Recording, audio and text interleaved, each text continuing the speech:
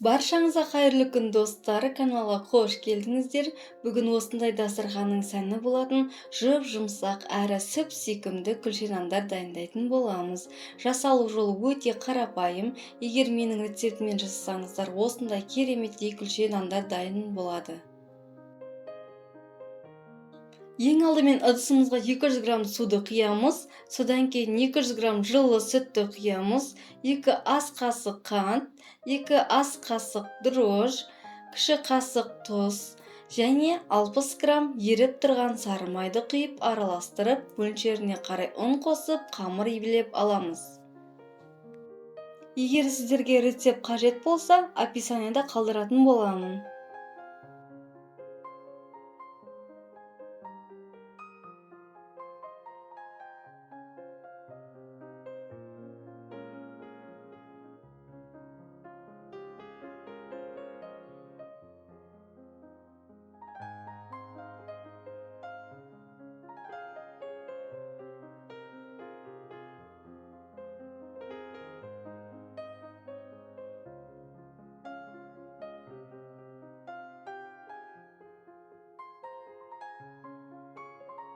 Ал енді осылай бір ас қасық сұйық майды құйып алып, илеп аламыз.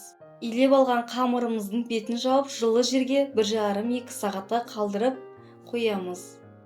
Көріп тұрғандарыңыздай қамыр 2 сағатта ашып шықты. Енді қамырды сопақша формаға келтіріп аламыз.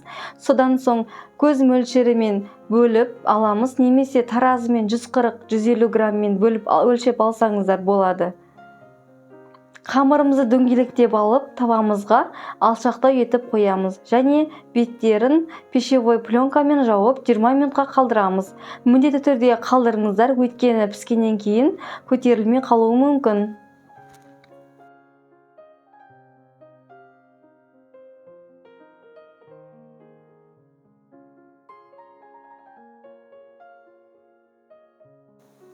Қамырымыз 20 минутта әдемі болып көтерілді. Видеодағыдай қамырдың дәл ортасын басып, әдемі форма жасаймыз. Алдағы уақытта бір жасағаннан әдемі шығатын кереметтей рецепттер шығып отырады. Жіберіп алмас үшін подписаться батырмасын басып кетіңіздер.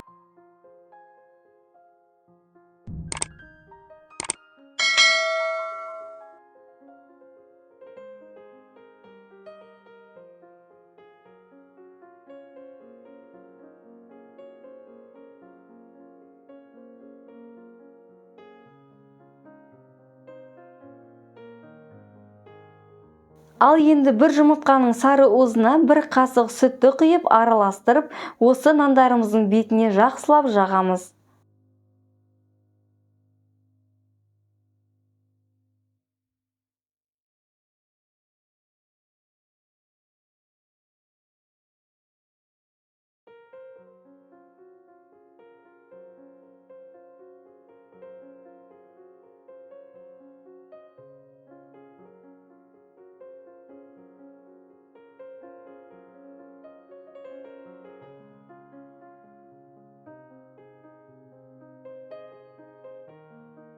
Әсемдік үшін күнжетпен макты септім. Ал енді 190 градуста қызып тұрған пеште пісіріп аламыз.